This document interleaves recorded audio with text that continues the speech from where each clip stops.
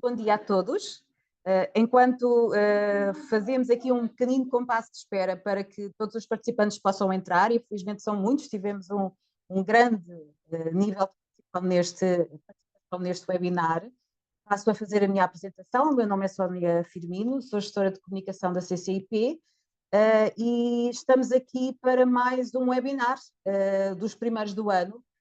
Já temos no ecrã, já conseguem ver no ecrã o tema deste webinar e vamos estar com a Letícia Sugai, que também já está à nossa espera, na Veritas. Antes de passar a palavra à Letícia, queria lembrar só duas ou três questões um bocadinho mais técnicas, mas importantes. O webinar está a ser gravado e no final a gravação ficará disponível no canal YouTube da CCIP, assim como enviaremos o link dessa gravação, juntamente com a apresentação que a Letícia vai fazer aqui, para todos os participantes que nos deram, na altura da inscrição, permissão de partilha de dados. Vamos ter como interação, ou como canal único de interação, como de resto são todos os ambientes webinars, no chat. Portanto, todas as questões podem ser colocadas lá. No final, 15, 10 minutos antes das 11 horas, a Letícia ficará disponível para responder a todas essas questões. Eu, entretanto, vou dando uma ajuda em todas as questões que vão ficando para trás e ajudo a Letícia nessa parte. Creio que é tudo. Mais uma vez, muito obrigada. Eu estarei por aqui invisível e sem som, mas estarei sempre por aqui. E acho que passo a palavra, Letícia Sugai, a palavra é sua. Vamos a isso. Muito boa sorte. Obrigada. E até já. Obrigada também. Olá a todos e todas, obrigada por terem vindo a este pequeno webinar. Já estamos em quantas? Quase 70 pessoas conectadas nessa manhã. Bom dia então para quem está em Portugal, para quem eventualmente está no Brasil também, um muitíssimo bom dia, né? Mais cedo ainda. Obrigada então por dedicarem o tempo de vocês, a curiosidade e o interesse para a gente falar um pouco sobre compliance, partindo de por onde e como vocês podem começar a olhar para esse assunto de uma forma um pouco mais dedicada nos negócios de vocês. Parênteses, licença poética porque hoje o sotaque é brasileiro, né? Então, muito prazer, eu sou Letícia, eu sou sócia e fundadora de uma empresa chamada Veritas, que vai completar 8 anos de existência daqui a 2 meses, e nós temos duas grandes áreas de expertise. A primeira é a parte técnica de compliance, riscos, LGPD, ou aqui de vocês a RGPD, ESG, essa sopa de letrinhas, né? E do outro lado, toda a parte de comunicação, treinamentos, formações, e a gente cria experiências facilitadas de aprendizado para tentar trazer conteúdos de uma forma interessante, como o que eu busquei fazer para vocês hoje.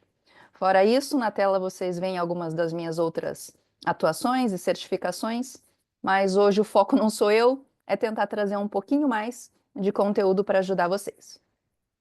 Para isso, eu preparei alguns tópicos principais, conforme prometido, para a gente conversar hoje a respeito desse tema. Eu vou começar com uma breve introdução, falando sobre as mudanças que nós temos enfrentado nesse mundo moderno e como elas influenciam a nossa jornada de negócios também, e especificamente as agendas de governança.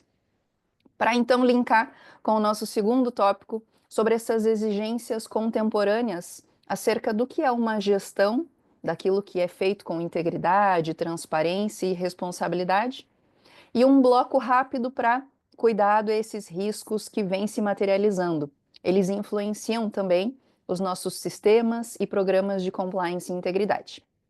Vamos terminar com o passo a passo prático de por onde e como vocês podem começar nessa jornada, fazendo um resumo do que nós aprendemos e, ao final, como a Sônia disse, um espaço para algumas dúvidas e interações que vocês venham a ter. E, por favor, me desafiem. As jornadas de aprendizado, de cognição, se fazem tão ricas quanto nós tenhamos essas interações. Então, é muito importante que vocês, se possível, voltem para mim ao final, para a gente ter essas trocas também. Muito bem, este não é um webinar para convencer vocês a nada, para dar uma lição aqui de moral sobre ética e integridade serem temas importantes. Vocês já sabem disso, do contrário, não teriam se inscrito nessa apresentação. Mais do que, portanto, uma aula ou uma breve apresentação, eu faço um grande convite para nós tentarmos crescer juntos e juntas, à medida que entendamos melhor sobre esse conteúdo e possamos, de forma prática, exercitá-lo no nosso dia a dia. Uma grande, de novo, jornada de aprendizado. E para começar, como prometido, uma coisa é certa e ninguém pode negar: o mundo está mudando. Que bom, não é? Porque, contrariando certas perspectivas de que a gente vive pior hoje do que vivia no passado, não, a vida hoje é muito melhor. E que bom. Entretanto, esses avanços que o mundo moderno nos traz também trazem consigo uma série de necessidades de atualização em termos corporativos. E para provar para vocês que sim, a vida é muito melhor hoje do que era no passado e ela deve ser também no futuro por conta do nosso esforço presente, números que nos convencem. Em 1900, a expectativa de vida média mundial era em torno de 31 anos. Hoje, já subiu para aproximadamente 73 anos. Quantos e quantas de nós sequer estaríamos aqui se essa transmissão estivesse sendo feita em 1900, não é? Eu quase que não escaparia. A Unicef também já disse que a taxa global de mortalidade infantil caiu mais de 50% desde 1990. Que bom, mais um indicador positivo. Já a taxa de alfabetização global entre jovens, de 15 a 24 anos, é agora de 90%, se comparada ao passado, em que era de menos de 70%. O Banco Mundial também nos falou que a taxa de pobreza extrema caiu de cerca de 36% para menos de 10% em 2015. Fora o acesso maior e amplo à água potável, saneamento básico, condições de saúde, infraestrutura e segurança, que permitem que hoje nós estejamos aqui nessa transmissão remota, eu de Portugal falando com vocês, com outras pessoas de diversos países também eventualmente assistindo. O mundo está melhor e não é à toa, é por esforços conscientes do que a gente faz num exercício de fé não religiosa, mas de acreditar naquele esforço diário de você que acorda cedo, vai para a academia mesmo com preguiça, para o ginásio e faz o seu exercício físico. Você que deixa de lado aquela fatia do seu bolo de chocolate para comer aquela salada não tão apetitosa, mas que precisa para ter uma qualidade de vida e uma saúde melhor. É nesse pequeno esforço consciente do presente, nessa ação de acreditar que a tua vida lá na frente vai ser melhor por aquilo que você está fazendo agora, que resultados como os do slide anterior se materializam no nosso dia a dia. Foi por esforços como esses que agora vocês veem na tela, desde a Declaração Universal dos Direitos Humanos, passando por políticas de saúde pública e leis antitabagismo, por exemplo, acordos ambientais, acordos de cooperação, legislações. É por conta desses movimentos regulatórios, sociais, comerciais, que a gente começa a colher frutos. Falar sobre compliance vem nessa mesma toada. Esforços regulatórios, sociais, de países e organizações que percebem: peraí, não dá mais para continuar fazendo as coisas da mesma forma, porque elas já não são mais legais sob uma dupla perspectiva. A primeira é o sentido literal da palavra, elas não são mais legais na visão regulatória, da letra da lei. A segunda delas é no sentido de ser descolada, no sentido social. Não é cool você fazer gestão e ter uma governança hoje em dia respaldado por certos princípios que no passado até eram aceitos como normais, mas hoje em dia já não devem mais assim ser interpretados. Então, na verdade mesmo, a gente acha que o mundo é de uma forma, mas ele, na sua grande sabedoria, sempre está um pouquinho mais avançado do que aquilo que a gente consegue perceber. Existe uma zona de interseção, que é esse esforço consciente que a gente está fazendo agora para tentar entender essas atualizações. Mas este pequeno espaço circulado, que eu coloco e chamo de delay perceptivo, faz parte desse pequeno atraso que a gente tem em perceber essa realidade e, por consequência, conseguir reagir num comportamento que a ele corresponda. Os nossos hábitos, aos quais nós nos prendemos no passado, são grandes desafios para então superar e construir essas novas realidades. Exemplo rápido, quem está no Brasil deve ter visto essa notícia aqui em Portugal para contextualizá-los. A Telebrás é uma empresa estatal, é uma empresa pública no Brasil de capital aberto, no setor de telecomunicações. No Brasil existem códigos que regem o comportamento e a conduta dos servidores públicos.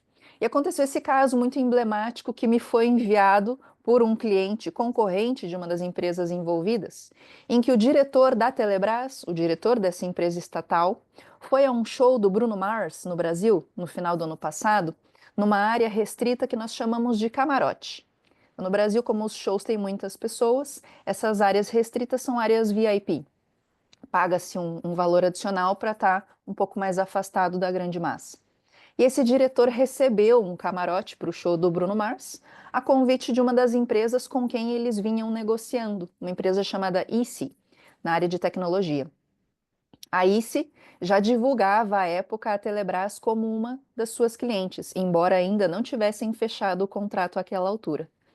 A Telebrás, no entanto, olhou para essa conduta e disse: peraí, você é um gestor a nível executivo, a gente está negociando com uma empresa de capital privado e isso fere o Código de Conduta da Administração Federal. Afinal, destaco na tela, é proibido receber qualquer remuneração de fonte privada que possa gerar dúvida sobre a nossa probidade, ou seja, a nossa transparência, a nossa integridade, ou a nossa própria honra.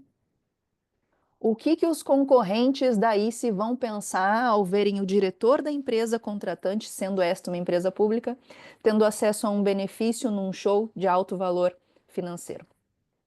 E esses conflitos ou essas dúvidas surgem cada vez mais no nosso dia a dia, porque no passado estava tudo bem, mas o mundo está mudando. E lá em 1969, uma psiquiatra suíça, Elisabeth Kubler-Ross, estudou como acontece esse processo de mudança na nossa vida, e essa é a fase final para fechar essa introdução para vocês, ao entender que nós estamos sim passando por um momento de mudança, que no Brasil começou em 2013, nos Estados Unidos em 77, na França foi reforçado em 2016.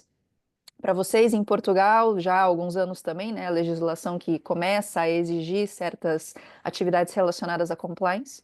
E essa psiquiatra estudou um grupo, uma amostragem de pessoas que tinham descoberto que estavam com câncer em estágio terminal. Toda vez que uma mudança se propõe na nossa vida, ela pode ser interpretada como um pequeno luto, porque nós deixamos aquele antigo para trás e precisamos abrir espaço para o novo que chegou, com o qual não há negociação. Fala sobre compliance, há uma mudança e exige de nós a percepção de em qual desses 5 grandes estágios estou eu neste momento. Toda vez que essa mudança vem, a nossa primeira reação é negar. E eu ouço palavras e frases do tipo assim: ah, Letícia, aqui não vai dar certo isso não. Mas para que a gente vai tentar fazer isso? Está tudo indo tão bem.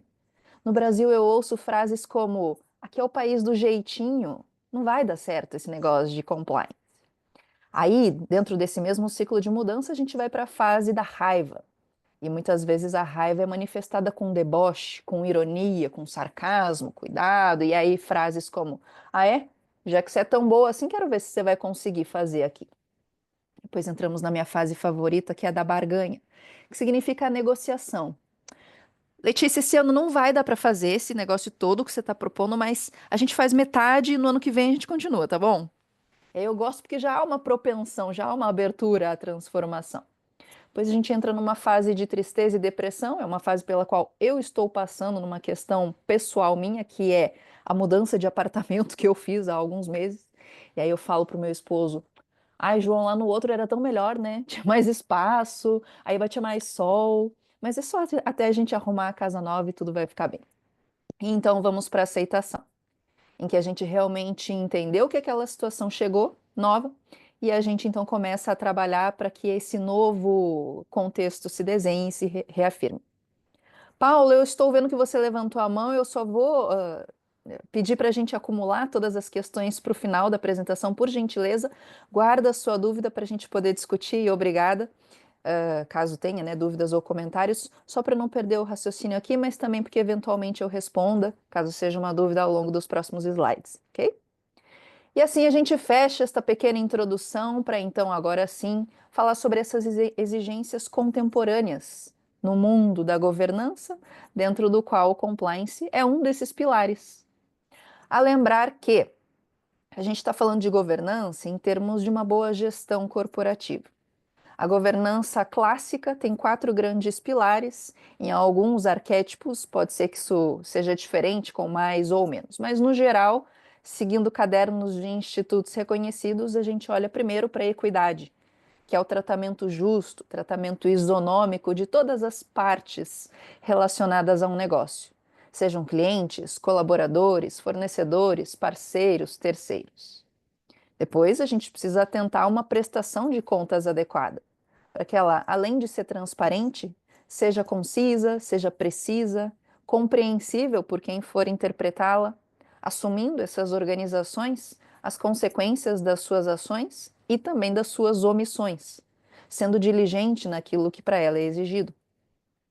Terceiro pilar é a responsabilidade, zelando pela viabilidade econômico-financeira dessas empresas, mas também considerando esse capitalismo de stakeholder, como já foi dito há alguns anos. Ou seja, eu preciso sim continuar pensando em gerar resultados financeiramente positivos, mas à medida que isso seja positivo e benéfico para todas essas partes com as quais eu interajo, e não às custas delas, mas com elas. E como quarto pilar, a nossa estrela do dia, compliance e integridade, sobre os quais nós vamos aprofundar a partir de agora. 3 países, legislações e contextos diferentes, unidos por um grande propósito: quererem transformar suas sociedades e suas organizações em lugares melhores, livres de corrupção e de uma série de outros riscos de integridade. Lá em 1977, há mais de 40 anos, os Estados Unidos já tinham percebido que era importante criar algum regulamento que doutrinasse e orientasse as empresas em melhores práticas para combater a corrupção dentro e fora do país, mas também para dar orientações sobre como criar mecanismos que sustentem uma integridade corporativa. Inclusive no Brasil, muitas empresas chamam assim esse departamento: integridade corporativa. Já na França, a Lei Sapin, que já veio antes, mas foi renovada em 2016, também fala sobre o combate à corrupção e a promoção à transparência das empresas nessa vida econômica. No Brasil, em 2013, já um pouquinho antes, a gente teve a nossa lei anticorrupção, que é muito parecida e se baseia na legislação norte-americana e fala sobre a responsabilidade objetiva, ou seja, gestores em poder de decisão também podem vir a responder na sua pessoa física, no seu CPF no Brasil, no seu NIF em Portugal, por atos de corrupção que os seus colaboradores cometam, dentro e fora do país. O mundo está mudando, não é? São legislações as europeias e brasileiras relativamente recentes. E casos são comuns na história, relativamente famosos, inclusive. Não vou aprofundar em muitos, talvez alguns conheçam, mas só para lembrar que lá em 2001 a gente já teve um grande escândalo envolvendo uma empresa norte-americana, a Enron, que manipulou uma série de documentos contábeis e com isso causou fraudes e prejuízo a uma série de investidores, colaboradores, acionistas. A Siemens também teve uma história difícil envolvendo escândalos de corrupção fora do país, teve bilhões de dólares de multas a serem pagos, acordos que precisou fazer, e então hoje tem um dos programas de compliance e integridade mais robustos. O HSBC, que fez, nós dizemos no Brasil, vista grossa, não sei se aqui também usam essa expressão, mas ele não teve o seu trabalho diligente em acompanhar as transações financeiras que vinham ocorrendo e deixou passar uma série de movimentações de cartéis de drogas mexicanos e colombianos. O MWAA é a Autoridade Aeroportuária de Washington, nos Estados Unidos. Em 2012 também passou por um caso emblemático em que muitas pessoas do mesmo grupo familiar vinham trabalhando na autoridade e lhe foi exigido pelas autoridades norte-americanas que revisitassem as suas políticas, a fim de identificar que esse grupo familiar pudesse favorecer uns aos outros dentro da instituição. A FIFA também ficou famosa em 2015, virou documentário, inclusive, de streamings de seriados, em função de casos de corrupção e escândalos envolvendo a compra para os países sede das Copas, que são momentos que movimentam muito recurso financeiro. Compliance está no nosso dia a dia muito mais do que aquilo que a gente possa imaginar, e ele não é apenas sobre corrupção, ele é sobre nuances que eventualmente a gente não consegue perceber. Mas a minha definição favorita é sobre promover uma cultura que, como consequência, estimule a conduta ética. Se eu perguntar para você hoje em uma palavra, como você definiria a cultura do lugar onde você trabalha? Talvez você me diga: ah, aqui é divertido, aqui é burocrático, aqui o clima é leve, aqui é pesado. Talvez você consiga resumir para dizer como é essa sua cultura hoje. Mas, para não perder o restante da definição, como consequência, essa cultura que estimula uma conduta ética também, é claro, cumpre as leis e as normas. E se as coisas não são mais legais sob uma dupla perspectiva da letra da lei, mas do sentido social, o direito vai até aqui, onde as legislações precisam naturalmente ser cumpridas. O compliance vai um pouquinho mais. Porque é nesse gap, é nesse limbo de atuação ao qual a legislação ainda não chegou, que a sociedade já diz: peraí, isso aqui não é legal. Só para vocês terem como referência, no Brasil, o tema que mais me pedem para palestrar e um dos temas mais denunciados nos canais de denúncias é o assédio moral. Assédio moral ainda não é crime em lei previsto no Brasil, assim como é o assédio sexual. Ora, porque não é crime, eu vou dizer que o compliance não precisa se preocupar com ele? E todas essas denúncias e vítimas em situações de sofrimento nessas empresas que sequer poderiam relatar, então, não é? É para esse espaço que nós vamos olhar e compartilho com vocês alguns rápidos resultados de uma pesquisa para trazer o tamanho do desafio que nós temos. A nível global, funcionários continuam enfrentando níveis extremamente elevados de pressão para comprometerem as normas do seu local de trabalho ou a própria legislação. Essa pesquisa foi feita em dezenas de países do globo e vem sendo acompanhada desde 2015. Percebam, portanto, a evolução, que a gente teve uma queda de 15 para 19, de 19 para 20 um aumento, 20 para 23, na última edição que eu consegui acessar dessa pesquisa, uma pequena queda, mas ainda assim, quase um terço dessas pessoas dizendo: sim, eu sofro essa pressão e é por conta disso que eu preciso infringir certos regulamentos ou agir de determinada maneira com a qual eu não me comprometa com a ética. Existe um ditado também no Brasil que a gente fala sobre o cobertor curto.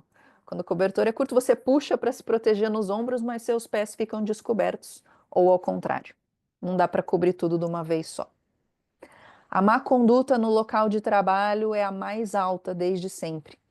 De 2020 para 2023, nessa última edição da pesquisa, ela aumentou, já era alta, mas chegou a 65%. E a nível mundial também, a comunicação de casos de má conduta observados atingiu um nível recorde.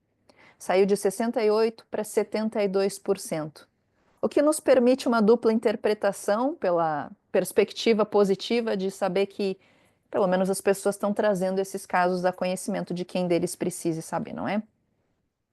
E por falar em cultura, em compliance, em governança e ética, um último extrato dessa pesquisa, porque quanto maior a qualidade do seu programa de compliance e integridade, mais forte vai ser a tua cultura. Cultura é aquilo que ninguém toca, ninguém cheira, ninguém vê, mas que se eu perguntar para você em uma palavra, você vai saber me descrever. Rapidamente, não vou aprofundar, mas percebam no gráfico do lado esquerdo da tela, na barra em azul, 84% dizendo que estão sim num nível de otimização dos seus programas de compliance e integridade e, por consequência, percebem que as pessoas se sentem mais seguras para fazer a coisa que é certa, sem medo de serem retalhadas por isso. Afinal, decisões estrategicamente éticas são muito complexas, porque elas navegam numa zona cinzenta para a qual não há resposta correta. Não é binário dizer sim ou não, é uma grande zona de indecisão em que a gente vai precisar tomar uma decisão difícil sob holofotes públicos e também seremos julgadas no futuro pelas ações que nós tomamos no presente. Por isso, esse rápido bloco de transparência e atenção aos riscos. Boas iniciativas e estratégias de compliance, por consequência de governança, aprofundam-se em riscos corporativos e riscos estratégicos. Esse tema está super fresco. Na semana passada foi divulgado o novo relatório do Fórum Econômico Mundial. Eu vou deixá-lo como sugestão de leitura para vocês. Mas para lembrarmos-nos de que, como eu disse, compliance não é sobre esses grandes escândalos que eu coloquei na linha do tempo na tela. Não é apenas sobre combater casos de corrupção, que é muitas vezes a nomenclatura das legislações, não é? A lei anticorrupção. É sobre uma série de condutas que já não são mais legais sob a nossa dupla perspectiva de lentes, mas é também sobre entender para onde o mundo está indo e de que forma eu, enquanto profissional que busco uma gestão equitativa e uma gestão boa para a minha organização, olho para esses riscos e a eles respondo de uma maneira inteligente. Mais do que sobre essas grandes histórias que tomam as nossas capas de jornais e revistas, compliance está no nosso dia a dia, nas pequenas decisões e atitudes que nós tomamos diante desses dilemas que nós, às vezes, sequer percebemos. O Fórum Econômico Global ou Mundial, portanto, todos os anos reúne uma série de especialistas e profissionais em riscos. Na edição desse ano foram mais de 900 pessoas e publica esse relatório para dizer para onde a gente está indo. Quais são as perspectivas de riscos com as quais nós precisamos nos preocupar para os próximos 2, 10 anos? Esses riscos globais baseiam e orientam a nossa atuação enquanto profissionais de uma maneira muito estratégica. E a partir deles, talvez a gente possa cascatear no sentido de replicar para os demais processos da empresa, o mesmo raciocínio de identificação de riscos e atuação de uma forma mais preventiva. Esse relatório é muito importante e serve como guia para os profissionais da área, porque ele tem uma visão transversal e sistêmica da matéria. Ele não fala sobre riscos de integridade, ele fala sobre riscos extremamente estratégicos. Eu trouxe um recorte, esse material eu não encontrei ele traduzido ainda para o português, mas vale a pena nós olharmos para o lado esquerdo da tela agora rapidamente, em que ele divide os riscos nessas 5 grandes categorias, de econômicos, ambientais, geopolíticos, sociais e tecnológicos. Portanto, pelas cores, nos 2 gráficos da tela, vocês conseguem perceber a qual grupo o risco pertence. Os riscos de maior impacto projetados para o mundo nos próximos 2 e nos próximos 10 anos são esses que estão na tela agora. Em primeiro lugar, o risco de maior impacto se chama desinformação. Eu digo que nós vivemos nessa época de infoxicação. É tanta informação disponível nas redes sociais, na internet, que a gente não sabe de onde consumir e quando consome, eventualmente elas sequer são verdadeiras. Cuidado por quem você se deixa influenciar. Depois vemos questões ambientais de eventos climáticos extremos, conflitos armados, polarização social, espionagem, cyberespionagem e outros tipos de conflitos, poluição, tradução simultânea às vezes é difícil, né? A falta de igualdade ou o aumento da desigualdade e por aí vai. Para 10 anos, os nossos 4 riscos principais assumem a pauta ambiental, seguidos por questões de cibersegurança e questões sociais. O que isso tudo tem a ver com compliance? De uma forma muito estratégica, algumas dessas pautas, especialmente as ambientais e de cyber, vão vão entrar e vão ser riscos com os quais nós precisamos nos preocupar, se vocês já não estiverem se preocupando para isso, no dia a dia. Isso é para responder aquilo de que não é só sobre corrupção, não é só assédio, não é só conflito de interesses. É muito mais denso e profundo do que aquilo que a gente percebe eventualmente no nosso dia a dia. E numa atuação mais estratégica a nível executivo, de C-level, de diretoria e tomadores de decisão, é para essas pautas que a gente vai olhar. Se você é tomador ou tomadora de decisão na sua empresa, fica ligado, sugiro fazer a leitura completa desse relatório, basta colocar Global Risks Report 2025, você vai ter acesso a um documento com mais de 100 páginas. Então ele é muito rico nessas trocas, nas informações que compartilha e na forma como vincula um risco ao outro, para, a partir deste norte, eu criar os meus instrumentos que então protejam a minha instituição. E como um rápido recorte, finalização também deste bloco, uma pesquisa divulgada recentemente pela Price, pela PwC, de 2024, entrevistou mais de 2.500 pessoas em nível executivo, em C-level, em também 63 países, para entender sobre como esse cenário de compliance, fraudes e não conformidades tem se desenhado. 4 resultados importantes e principais. 55% das pessoas dessa amostragem reportaram que fraude em compras, ou seja, no departamento de suprimentos de aquisições, é uma preocupação generalizada nos seus países, porque esse departamento abre muitas brechas, abre muitas oportunidades para o cometimento dessas facilitações e favorecimentos nas contratações. Só que apenas uma minoria utiliza ferramentas disponíveis para identificar ou combater esse tipo de risco que pode vir a acontecer. Ou seja, existe um reconhecimento forte, mas ainda existe pouca ação para evitar essa materialização. 42% dos respondentes disseram que não tem um programa de gerenciamento de riscos de terceiros. Um dos grandes e maiores desafios, se não o maior, dentro do compliance, é fazer isso das portas da empresa para fora. Afinal, a gestão de dentro é até mais tranquila. Agora, quando os teus terceiros se envolvem no desafio, aí a coisa fica mais complexa. E não realizam, muitos deles, nenhuma forma de criação de um range, um score, uma pontuação de riscos, de o quão exposto eu estou a um risco de integridade pelo fato de fazer negócios com esse tipo de fornecedor, o que é uma grande preocupação hoje nas cadeias produtivas e industriais. 33% relataram que avaliar o risco de trabalho forçado, ou como a gente chama, trabalho análogo ao escravo, na sua cadeia de suprimentos é uma prioridade. E eu acredito que nas próximas pesquisas esse número vai crescer, é o que mais vai dar um salto, porque mecanismos e ferramentas têm se desenhado para isso. Por fim, 59% dessas pessoas concordam que os controles de exportação estão se tornando cada vez mais complexos em função dos conflitos geopolíticos que nós temos, que estamos presenciando, e mais da metade acredita que estão sendo aplicados de forma mais rigorosa do que há 2 anos. Em função desses cenários de instabilidade política, geopolítica entre países, alguns processos precisam ser revisitados e as formas de fazer transações também, em função de listas de países sancionados, que então precisam ser observados, e assim por diante. A atmosfera de negócios a nível global já não é tão simplificada quanto poderia ser no passado. Dito tudo isso, eu espero que até agora esteja tudo bem. Eu esqueci de avisar no começo que as minhas apresentações, palestras, enfim, costumam ser coisas assim meio densas, meio cadenciadas, com um volume de informação relativamente grande. Mas fiquem comigo até o final, por favor, porque eu estou numa luzinha branca aqui, 116 pessoas conectadas. Eu fico olhando para uma luzinha branca na expectativa de que vocês acompanhem essa apresentação até ao fim, porque esse ambiente remoto é muito solitário.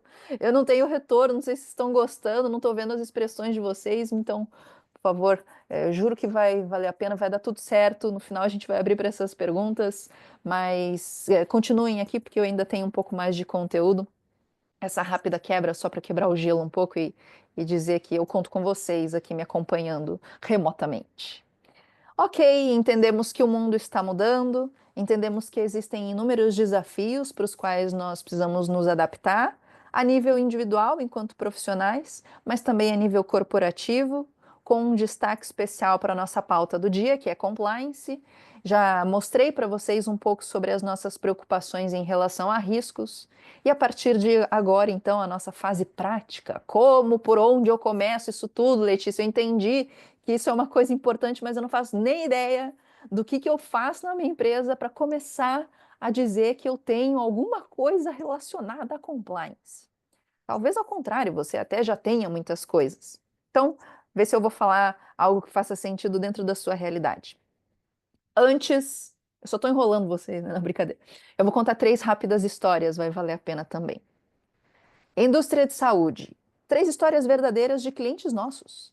Indústria de saúde, há 3 anos, começou a investir em iniciativas de compliance, cresceu, está fazendo projetos maravilhosos no Brasil, expandiu suas operações para Portugal, Estados Unidos, tem feito cada vez mais produtos e serviços inovadores no nosso país. É um orgulho, inclusive, para a gente no Brasil. Conseguiu tudo isso graças à estruturação de áreas de governança e compliance, para aumentar a confiança da sociedade, de investidores, de parceiros, empresas com as quais faz negócios, para dizer que a gente é bom na ciência, mas a gente também é bom na gestão. E a gente se preocupa com isso a ponto de que quer levar a nossa operação para fora. Com base nessa confiança em estrutura é que consegue dar esse passo. Não significa que depois de 3 anos é que você vai ver o resultado, né? Mas 3 anos depois é que sente essa segurança para então dar passos maiores, é claro, junto com todo um outro trabalho estratégico dentro da empresa. Setor de energia, empresa com 200 e tantos funcionários, também é um grande orgulho para a gente de ver os esforços e os resultados que essa empresa tem conseguido na área de compliance e integridade. É uma operação relativamente recente no Brasil, se certificou no ano passado com o que no Brasil é o reconhecimento público mais difícil, na minha opinião, de se obter, que é um selo concedido pelo nosso próprio governo chamado Proética, e ele só é concedido às empresas que têm os melhores programas de compliance e integridade do país. Vocês viram lá atrás que em 2013 a legislação foi lançada, então a gente já tem 11 anos de programas. É uma competição bastante difícil conseguir essa certificação. E no ano passado eles conseguiram. Vem recebendo investimentos, fazendo novos projetos, fazendo operações societárias com outras empresas, para então, com base nessa também confiança em governança, poderem dar outros passos. E esse caso talvez seja o mais emblemático e com mais detalhes que eu possa oferecer. Essa empresa do setor portuário e logístico vem implementando iniciativas de compliance desde 2021. Em 2020, final de 2021 para começo de 2022, passaram por um assessment, preencheram um formulário de um dos seus fundos de investimento e saíram de um nível em que estavam de governança 5 para um nível 3, apenas com base na implementação das suas iniciativas de integridade. Fizeram aquisição de uma outra empresa no ano passado, sim, saíram de uma operação de 100 funcionários para 1.000 funcionários, receberam um novo aporte de milhões de euros ou reais de outro fundo, então agora outro organismo financeiro resolveu investir nesse negócio e estão partindo para outras aquisições, novas operações, explorar o mercado Brasil afora. Todas essas empresas têm algo em comum, que foram os seus grandes e importantes passos que conseguiram dar não somente, mas também por conta das iniciativas que fizeram em compliance e integridade. Para começar a implementar, o primeiro pilar que a gente chama é ter o apoio da alta gestão. Porque a palavra convence, mas é o exemplo que arrasta. E nesse momento, enquanto você está aqui assistindo a esse webinar, tem alguém pensando em você e pensando na decisão que você tomaria no lugar dele ou dela. Seja você uma liderança, seja você pai ou mãe, amigo, irmão, parente, enfim. Nós sempre somos influência e referência de comportamento para alguém que a gente sequer sabe. O Doug McMillon, por exemplo, do Walmart, nos trouxe uma história interessante, parafraseando-o, dizendo: seja qual for a tarefa que te for atribuída, seja qual for o seu papel, faça isso bem. Entrega resultados adequados, faz isso com integridade. Então, ele implementou um projeto chamado Gigaton em 2017. E como objetivo, ele queria reduzir ou evitar a emissão de 1 bilhão de toneladas métricas de gases de efeito estufa na cadeia de valor global da empresa até 2030. Só que esse cara se dedicou tanto para isso e incluiu os seus fornecedores de uma maneira tão inteligente que ele alcançou essa meta 6 anos antes do que precisava no passado. E foi graças à colaboração com quase 6.000 desses fornecedores, para os quais ele estendeu com o seu poder de barganha consciente, estendeu essa influência para eles, dizendo: peraí, eu também quero que vocês, para continuarem trabalhando com a gente, sendo nós quem somos, adotem certas práticas de integridade e sustentabilidade nos seus processos.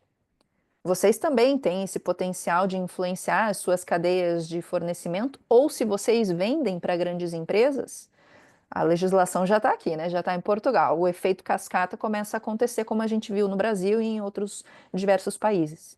Surge uma legislação soberana que atende ou que atinge diretamente grandes empresas e essas grandes empresas vão perpetuando esse comportamento ou essas exigências para os seus fornecedores e as suas cadeias também. Esse é o bonito da coisa, porque é um grande ecossistema interrelacionado. Esses fornecedores passaram a olhar para questões de gestão de resíduos, design de produtos, e então, num grande esforço coletivo, o Walmart conseguiu chegar a esse objetivo. Para lembrá-los e lembrá-las de que, sim, começa pelo apoio da alta gestão, mas não para aí. São muitas das etapas. A minha sugestão, e isso eu não estou sugerindo uma legislação ou um arquétipo, um framework específico, eu criei com base na minha experiência e no que a gente vê no mercado, seria primeiro vocês pensarem num diagnóstico. Onde é que vocês estão hoje? Porque talvez muito do que eu esteja falando já aconteça no dia a dia de vocês. E como um cliente que eu atendi semana passada me disse, Letícia, eu já tenho compliance aqui, só que a coisa não está no papel. Agora eu preciso tirar do meu discurso e formalizar no preto no branco. Talvez você já tenha esse ambiente cultural maduro. Talvez a palavra na qual você pensou para descrever o teu ambiente de negócios seja integridade, ética, compliance, transparência. Então você não vai partir do zero, mas talvez você ainda não tenha tantas iniciativas e queira entender o que fazer para lá chegar. Letras e fontes agora desafiadoras para nós que não enxergamos tão bem em telas pequenas, mas aqui, brincadeiras à parte, é buscar entender o momento atual no qual a sua organização está e, a partir dele, desenhar os esforços que serão necessários. Talvez você já saia do nível 3, do nível 4, talvez do nível 1 ou 0, mas então vamos entender esse caminho, que essa jornada pode ser individualizada, não precisa ser uma receita de bolo para todo mundo. Em segundo lugar, entenda seus riscos. Eu sou bastante contra quem começa implementando compliance por escrever um código de conduta. Porque esses documentos, cá entre nós, documentos extensos, cansativos, falando assim, ó, quando você for interagir com alguém da administração pública, você tem que ir em 2 pessoas, não pode levar brinde, tem que formalizar tudo numa ata. A gente meio que sabe disso, né? E aí acaba ficando uma coisa cansativa, mas mesmo sabendo, precisa deixar formalizado. Se a gente escreve documentos, códigos, políticas, procedimentos extensos, densos e cansativos que não reverberem com a realidade de quem é o usuário desses documentos no fim do dia, ou seja, a área do teu negócio, suprimentos, o comercial, o RH, o financeiro, a pessoa vai pegar aquele documento de 48 páginas e vai falar: ah, tá bom, tá assinado, dei ciência, mas nunca vai ler. Então, para fazer documentos e instrumentos mais específicos e particulares, mais assertivos para o teu negócio, essa fase anterior é importante, porque as empresas são expostas a riscos diferentes. Para uma indústria, eu tenho essa grande preocupação com a minha cadeia de fornecedores e de suprimentos, para entender se existe, por exemplo, alguma mão de obra análoga a escravo ou infantil desses fornecedores que eu tenho contratado. Talvez numa empresa de prestação de serviços esse não seja um grande risco, né? Sejam outras pautas, outras matérias. E para entender os riscos, a gente vai entender os processos. Depois a gente pode conversar mais a respeito. Mas basicamente o levantamento de riscos é conversar, entrevistar as pessoas, analisar os processos do teu negócio e pensar o que podia dar errado aqui. E aí com a ótica, é claro, de integridade. O que podia dar errado? Porque alguém fraudou esse processo, manipulou, ou porque eu deixei de cumprir uma responsabilidade legal regulatória. Já é legislação, já é solicitado para vocês, empresas que tenham 50 funcionários ou mais, a importância de ter um canal de denúncias ou whistleblower channel. Tem outras nomenclaturas, tá? Se vocês virem como canal de compliance, canal de integridade, no geral é uma ferramenta que serve para que as pessoas, de forma anônima, possam relatar não conformidades de conduta das quais tenham conhecimento ou desconfiem que estejam acontecendo dentro da empresa. Essa é a principal ferramenta de detecção de não conformidades num negócio. Se você só tiver recurso financeiro para fazer uma coisa, faz isso aqui. Porque o custo-benefício é imenso. Geralmente é um custo baixo para você ter acesso a uma ferramenta de qualidade e o retorno é grande se você souber trabalhá-la internamente. Ela nos ajuda, nos dá um norte, acaba sendo uma bússola para guiar o nosso comportamento e entender esses temas quentes, essas pautas de quais têm sido as preocupações das pessoas dentro do negócio. É claro, a gente não pode, né? Embora eu tenha brincado, a gente não pode fugir da fase de formalizar todas as instruções que nós precisamos dar para as pessoas.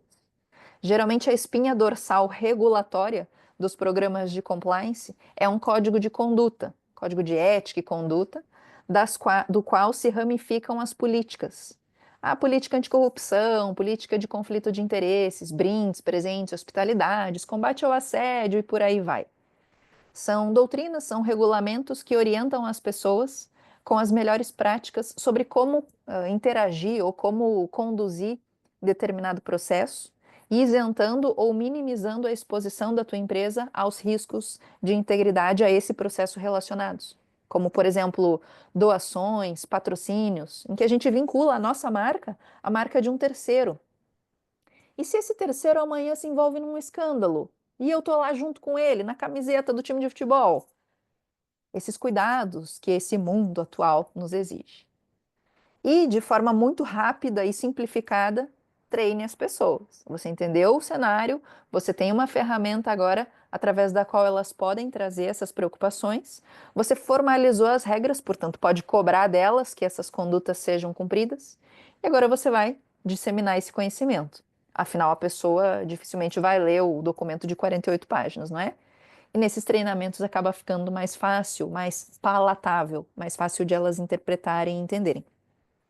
Façam sessões de treinamento para que então todo mundo entenda as diretrizes daquilo que você desenhou lá atrás. De forma muito simples, resumindo legislações complexas e coisas do que a gente vê no dia a dia no mundo, vocês podem começar por aqui, saindo de um diagnóstico, indo até a fase de treinamento. Apenas um highlight para vocês verem uma pesquisa que é feita todos os anos no Brasil e como, em países que já têm essas legislações há um pouco mais de tempo, esse tema vai sendo atrelado às questões estratégicas de gestão. Em 2024, esse anuário se chama Compliance on Top. Convido-os a fazerem a leitura, ele tem umas pesquisas muito interessantes e é uma revista com uma série de tendências e indicadores do compliance. Eu extraí esse gráfico desse anuário e percebam aqui comigo do lado esquerdo da tela, onde meu mouse está circulando, a pesquisa perguntando para profissionais de compliance. Na sua empresa, esses indicadores já são levados em conta de forma positiva ou negativa para definir e conceder bônus para os executivos? Em 2023, 59% tinham dito que não. Em 2024, isso já aumentou para 60%. Perdão, em 2023, 41% tinham dito que sim. Em 2024, diminuiu um pouco, mas ainda assim a gente permanece com aproximadamente 40% dessas pessoas dizendo: na minha empresa, o compliance já está funcionando há algum tempo, a ponto de que se a gente não fizer, não atingir as metas, os executivos perdem seus bônus. É desse nível de conciliar o tema à gestão que a gente está falando. E na pergunta abaixo, se a sua empresa tem políticas que permitem sancionar financeiramente os funcionários por infrações. Então a gente sai do nível executivo, vai para os funcionários, de 23 para 24, aí sim houve um aumento, de 45 para 47%, nesse nível já mais operacional. E do lado direito, entre os que responderam sim ao uso de indicadores de compliance, qual das definições mais se aproxima da realidade atual? Então, na prática, violações leves não têm impacto no bônus dos executivos, aumentando esse índice de 23 para 24. Os executivos podem não receber o bônus caso não tenham atingido, e esse é o indicador que cresceu mais. E, por fim, os executivos perdendo parte do bônus caso não tenham atingido os indicadores. Então, ou perder parte do bônus ou não receber o bônus, nessas duas grandes diferenciações. Lembrem-se de que a cultura eticamente pobre gera falhas éticas. A gente viu que quanto mais forte a estrutura de um programa de compliance, melhor essa cultura e a confiança que as pessoas têm para agirem da forma adequada e reportarem esses casos. Só que essas falhas éticas, que nem sempre são violações legais, podem levar a não cumprimentos regulatórios e de legislação. E, como consequência, quem acompanha o efeito colateral é o colapso financeiro. A Marian Jennings é a autora desse livro, Os 7 Sinais de Colapso Ético, dentro dos quais um deles é pressão por resultados mirabolantes, né? Incríveis, é o cobertor curto. Você pressiona, a pessoa geralmente vai precisar procurar um atalho se aquela pressão não foi feita de uma maneira adequada. Fica aqui, inclusive, essa sugestão de livro para vocês, Os 7 Sinais do Colapso Ético. A Sônia já está aparecendo na tela para mim, o que é um sinal de que o meu tempo está acabando. Portanto, vamos para a reta final. A partir de agora, o bastão aqui está sendo passado para vocês. As organizações têm um papel muito importante para contribuírem para um ambiente de negócios mais justo e equilibrado, onde ninguém tire vantagem às custas dos outros, onde o sistema de partes interessadas com os quais vocês transacionam, negociam trabalho, esteja equilibrado, esteja benéfico para todo mundo. Só faz sentido para o outro se para você também fizer e vice-versa.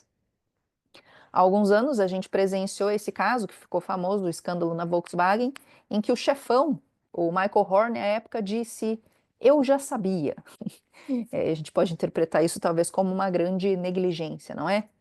Quando a gente sabe que essas situações acontecem no nosso dia a dia, a gente identifica e não levanta a mão para falar, espera essa bola de neve crescer a ponto de virar uma avalanche que às vezes leva ao nosso negócio. Poxa, peraí, preciso ter um pouquinho mais de protagonismo e sair dessa vitimização, de como quem diz, isso aí não é minha responsabilidade, não. Meu trabalho é ficar reportando o erro que o outro está fazendo, a não conformidade, e ele que tem que perceber que está fazendo a coisa errada. Não, mas olha, Letícia, quem devia ter feito era fulano de tal. Gera uma confusão no ambiente, se protege, como nós dizemos no Brasil, tira o seu da reta. Quando você está na reta é porque você está no alvo. Aí você quer sair do alvo, você não quer ser a pessoa responsável por aquilo. E por fim, espera para ver. Cruza os braços na passividade e deixa a bola de neve vir rolando. Isso acontece muito em comportamentos de organizações, do que eu observo, que não querem dar esse passo corajoso. Porque digo-lhes, à medida que vocês decidam implementar isso daqui e seguir no caminho de compliance, não tem mais volta atrás. Que aí é um grande exercício de coragem mesmo e de transparência, porque a gente está abrindo essa possibilidade para que as pessoas compartilhem conosco também os seus anseios. E agora sim, as etapas da solução, com breves reflexões apenas para vocês pensarem a respeito. Percebam o que a gente pode estar, desculpe o gerundismo, né? Pode estar escolhendo não perceber, sob qual nova perspectiva eu posso olhar para o meu negócio e como reduzir as chances de continuar tendo esse comportamento no futuro, para depois se apropriar dessa situação. Será que eu estou deixando alguma coisa passar para a qual eu precisava trazer isso para uma mesa de debate corajoso e prevenir que esses riscos se materializem de novo no futuro? O que fazer para me apropriar dessa situação no futuro? Se mantenham engajados, comunicativos, falem a respeito dessas coisas com as equipes e não desistam fácil, porque no primeiro ano você ainda está tateando a coisa toda do compliance, depois é que a gente começa a ver os resultados. Sejam proativos, estejam presentes naquilo que precisa ser discutido e pensem diferente. Quem faz isso aqui não é porque pensou como a maioria, porque lá atrás já viu que a gente precisava desenhar um cenário de negócios diferente do que existia. E a última reflexão e pergunta: o que você pode fazer a partir de agora para melhorar a tua postura e a postura da tua empresa diante de todo esse cenário e diante dos riscos? Obrigada por terem ficado e chegado até aqui nesta grande corrida. A gente aprendeu rapidamente esses 3 tópicos principais, além de outros. O mundo está mudando e a gente precisa acompanhar esses avanços, né? Ninguém quer ficar para trás. Acabamos de falar que as empresas têm grandes oportunidades de construir programas de compliance que apoiem os negócios para manter a confiança e construir uma resiliência. A gente não quer engessar, não quer ser burocracia. A gente quer ajudar a gestão a ser inteligente e ser duradoura, para então transformar e deixar um legado. Por fim, o passo a passo que vocês acabaram de ver não é difícil. O mais difícil é quebrar aquela inércia inicial que aquele navio cargueiro tem para sair do porto, naquela grande densidade de movimento, mas depois ele vai, e ele vai natural, vai num fluxo comum da vida. Se vocês gostaram desse conteúdo, eu vou deixar para, caso se interessem, se inscreverem num formulário que eu vou também compartilhar já já, na Veritas Academy, que é uma plataforma como se fosse um streaming, é um Netflix do compliance, que a gente vai lançar depois do carnaval, né? As coisas no Brasil têm esse calendário nacional. Então a gente vai fazer o lançamento da Veritas Academy, é uma plataforma de conteúdos dentro da qual vocês vão ter acesso a aulas ao vivo como essa, a cada 15 dias, com profissionais da área, incluindo a mim mesma, E a gente vai ter uma série de outros conteúdos, cursos gravados, entrevistas em podcasts e videocasts com grandes especialistas da área, artigos, enfim. É uma plataforma de conteúdos para realmente facilitar e democratizar o acesso ao compliance dentro e fora do nosso país e também por um valor bastante acessível, menos do que um almoço aqui em Portugal.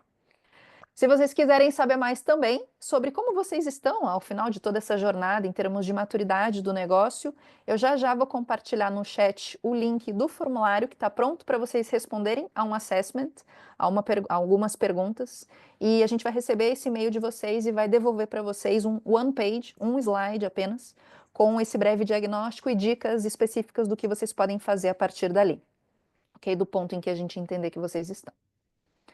Como disse o Luiz Lamour, eu espero que tenha valido a pena esse tempo que vocês dedicaram para estarem aqui conosco, porque a melhor de todas as coisas é aprender, não é? E que bom que a gente tem a oportunidade de todos os dias ser melhor do que a gente foi ontem.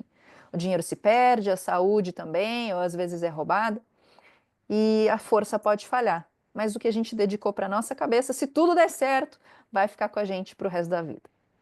Muito obrigada, Câmara, pela oportunidade, obrigada, Sônia, por ter facilitado e intermediado também. Na tela ficam os meus contatos. Fiquem à vontade para adicionar, seguir, para me escreverem por e-mail. Eu sou uma grandíssima entusiasta desse tema e faço dele a minha vida, né? O meu ganha-pão. Então, eu tenho o maior prazer em ajudar em tudo aquilo que eu puder e que eu tiver disponível e souber também, né? Tiver conhecimento para. Agora, como sempre, eu excedi um pouco o tempo, mas isso para mim não é problema. Para quem tiver possibilidade e tempo também, eu fico aqui para responder algumas perguntas, tá? Eu estou um pouco preocupada, Sônia, porque eu estou vendo 23 coisas no chat e aumentando. Ai, vamos ver se são críticas, sugestões ou perguntas. E eu vou parar de compartilhar minha tela, ok? Obrigada. Eu não te ouço, Sônia. Ainda não. Houve assim, Letícia. Agora sim. Aham. Pronto, vamos ter que mudar sem fones, porque creio que a entrada dos fones aqui não está boa, não tem mal, conseguimos comunicar na mesma. Temos aqui várias mensagens, sim, a maior parte delas é a agradecer-lhe e a dar-lhes parabéns pela exposição, e eu acabo por fazer isso mesmo também. Tínhamos aqui uma pergunta que eu vou tentar recuperar, está aqui, do Tiago Trigo. Letícia, não sei se quer ler, eu posso dar-lhe algum apoio neste sentido também, lendo a pergunta. Diga-me qual é a melhor forma. Obrigada, Sônia. Enquanto você Nada. falou, eu li aqui. Eu vou então respondê-lo, tá? Ok, Tiago, muito sim, bem. você já está correto na sua própria pergunta. Depende muito. Nós, no Brasil, costumamos atender empresas que nós chamamos de médio e grande porte, que são de 200 funcionários para mais. Então, para 1.000, 5.000, 10.000. Nessas empresas, isso costuma levar em torno de 12 meses, ou um ano, né? Numa empresa menor, a gente pode fazer em 6 meses, 8 meses, mas depende muito do ritmo que a empresa vai também, tá? E sim, a gente pode também incluir a parte de ESG, mas a gente costuma fazer num projeto separado da implementação do sistema e do programa de compliance. Muito bem. Letícia, temos algumas pessoas a pedir o acesso ao link. A Letícia, entretanto, com certeza Ai, que o vai colocar. Sim, desculpa, gente. Me empolguei aqui, claro, copiando o ainda bem. link. Vamos deixar Temos aqui. também algumas pessoas a perguntar se a apresentação será enviada. Sim. Foi essa a indicação que eu dei no início do webinar. Da parte da CCIP, vamos enviar não só a apresentação que a Letícia fez, como também o link com a gravação. Entretanto, felizmente, temos muitas participações. Eu não sei se me passou alguma pergunta ou não. Creio que não. A Letícia já colocou o link. E acho que não tenho, ou que não temos mais nenhuma pergunta por responder. Letícia, não sei. Eu, por mim, finalizamos a sessão. Veja a Letícia. Gente, tranquilo, vocês têm meus contatos. Aqui nesse formulário também a gente vai receber diretamente. Então, eu sei que essas apresentações trazem muito conteúdo e às vezes a gente precisa assentá-lo para depois de gerar as nossas dúvidas, né? Vocês vão voltar com isso para o dia a dia e talvez trazerem algumas reflexões. Então, fiquem à vontade se depois quiserem contatar também. Pronto. É tudo então, da nossa parte, da parte da CCIP e da minha em especial. Muito obrigada por terem estado aqui. Foi uma participação bem vincada. Letícia, obrigada pela exposição, entusiasta, percebe-se que é mesmo um assunto de entusiasmo para si. Obrigada a todos os presentes e convido-vos a acompanharem todas as atividades da Câmara, que são muitas, felizmente, por este canal e por outros também. Obrigada a todos e um resto de uma boa semana. Obrigada. Obrigada. Tchau, tchau.